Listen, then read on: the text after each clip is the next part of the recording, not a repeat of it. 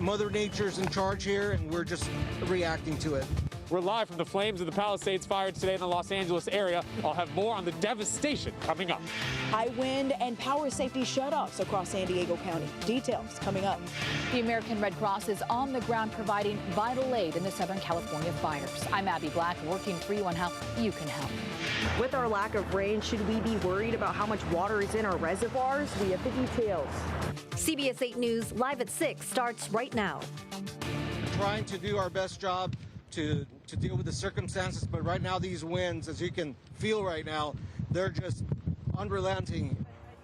As we come on the air tonight, hundreds of firefighters are trying to contain multiple wildfires burning across Los Angeles County, which have forced more than 100,000 people from their homes.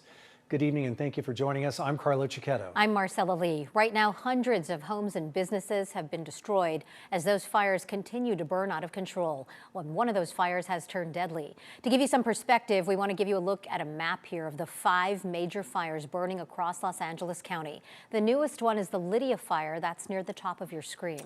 Right now, this is a look at time-lapse video from just within the last hour at Topanga Canyon. It's smoke billowing from the Palisades fire and flames you can see there as well. Early estimates from AccuWeather indicate damages and economic losses at between $52 and $57 billion. Tonight we have team coverage. Meteorologist Evan Narani is standing by with what we can expect in our area.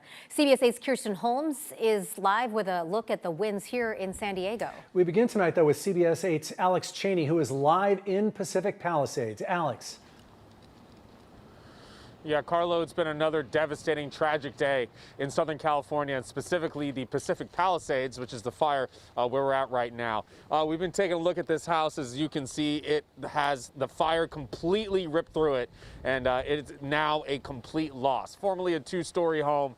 Somebody lived here. Somebody enjoyed this home. It is a beautiful home, and now it is no more. This just underscores the absolute terror that has been playing out throughout the LA area over the last 2 days. My photographer Kenny and I went around the Pacific Palisades area. Here's more of what we saw today. All right, we are just off of Sunset Boulevard here in the Pacific Palisades. I've been driving around for a little while, and we have found a neighborhood that is currently fully inundated in flames. The smoke is absolutely whipping with these really heavy winds over here. You can see the side of I think this is like a wall protecting the outside of somebody's home. You can see that this is completely engulfed right now. Just the heat emanating off of this is absolutely incredible. Wow, this smoke is really thick. We got some LAFT firefighters, I think, trying to save this house. They're actually running some hose line through this house right now just to try to assist this water truck right here to get some water on the side of this hill.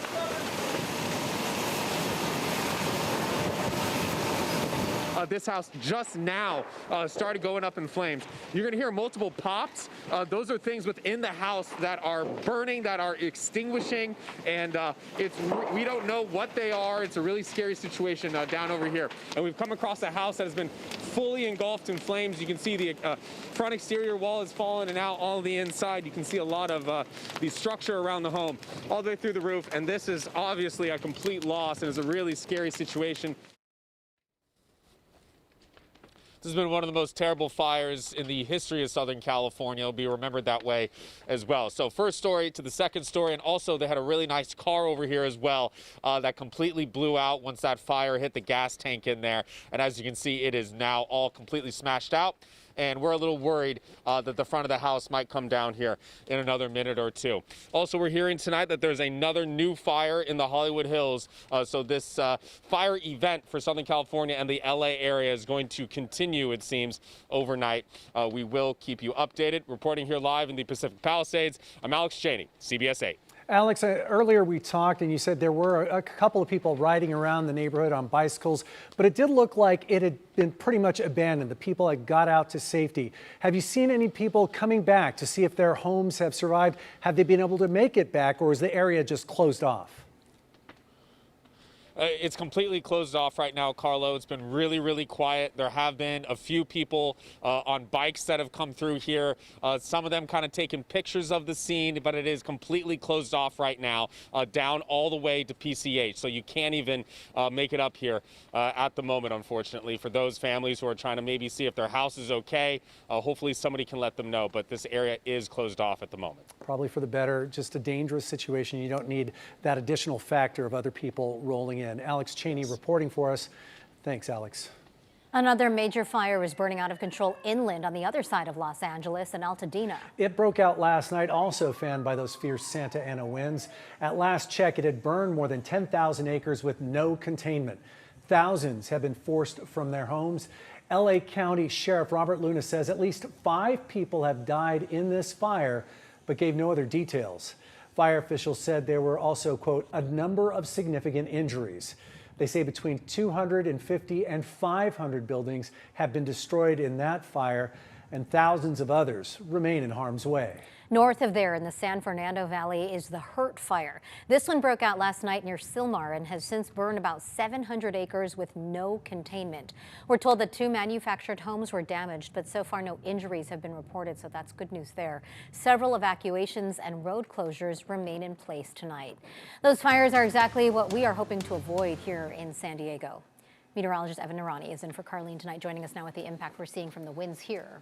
Continuing to just watch as those winds die down for the night tonight. This is going to give those fire crews up in LA and across San Diego County a little bit of a breather. We know that a lot of crews are up there in the LA area battling those flames. So we're going to be keeping an eye on these winds tonight into tomorrow. This break that we get from now through about tomorrow afternoon is going to be helpful, but it's not going to take us out of the woods yet. And that's because we have another round of Santa Anas picking up tomorrow night all the way through our Friday. Here's where your current wind gusts are as we speak. Most intense are around the I-8 corridor, Alpine, all the way through about the Boulevard area. Take a look at your current temperatures out there. This afternoon we peaked in the 70s. We're now dropping down to the 60s, expected to see overnight lows in the 40s. Couple eastern valleys could even drop into the 30s. But for now, we're at 63 degrees in downtown San Diego, 61 in Santee. We saw plenty of intense wind gusts today, though. 68 miles per hour up in Rancho Heights. That is closer to the Temecula area. Pine Valley, 60 miles per hour. Cuyamaca, nearly 60 miles per hour. So it has been an intense day. But here is a little bit of a saving grace that we have, not only for us, but for a good portion of Southern California. And that is those winds starting to reduce in speed from tonight into early tomorrow. Coming up, we'll talk about what to expect as we plan out the upcoming weekend. Will those winds stay as breezy as they have been, or can we expect a little bit of a break in them? I'll have some answers for you coming up in a bit. Marcella and Carlo. All right, Evan, thank you. And remember, for the very latest weather conditions and alerts on the go, you can download our free CBS 8 app from Google Play or the Apple App Store. New tonight, the San Diego Humane Society is taking in pets from the Pasadena Humane Society to help them free up space for animals impacted by the Eaton fire. Shelter staff headed up to Pasadena today and will return to San Diego with 15 to 20 dogs that were already up for adoption there and will now be available for adoption here. San Diego Humane is also donating a bunch of crates and kennels to Pasadena Humane. Right now, CAL FIRE is standing by, ready to respond to any wildfire on a moment's notice. CAL FIRE has moved resources down from Northern California, including 2 engine strike teams from Fresno and Madera. CAL FIRE's advice to you today: be prepared if you're in a high-risk area. Go over your evacuation plan with others. Prepare a go bag. It should have 3 days of food, pet food, 3 gallons of water per person, medicine, and important documents and valuables that can't be replaced. Maybe put them in a part of your home so that you can grab it quickly, because these things can get out of control real fast. And tonight, SDG&E has shut off power to nearly 9,000 customers, primarily in northern and eastern parts of the county considered to be at high risk for wildfires. That includes Boulevard in East County, where winds were really kicking up when we were out there earlier today. You can see there. People who live there say while it's frustrating to have the power out, they're trying to make the best of the situation and helping each other out. The community starts coming together, whenever the power shuts off, and people start asking about their neighbors, and we start going around to the elderly and just making sure that they've got warm stuff. SDG&E has a resource center open in Boulevard where people can pick up supplies, charge devices, things like that. They also have 5 other community resource centers open as well. You can find those locations on our website, cbs8.com. And for more on how high winds are impacting our neighbors in the backcountry, we turn now to CBS 8's Kirsten Holmes. Kirsten spent part of her day in Hamul and spoke with one resident who had some damage to her property but knows it could have been much worse. Kirsten joins us live with more. Kirsten? Yeah, we're right here in Rancho San Diego where the wind gusts have died down dramatically, hopefully giving us a break before the next wind event. But like you said, I spoke to a woman in Hamul who had a little bit of wind damage last night. Take a look. The canopy, this one here, and there's one over here that's completely destroyed. It's just the wind. One thing we didn't do is we should undo the corners, and then it just blows up. We didn't do that. And so it gets underneath, and if there's any weakness from the sun, it just shreds it.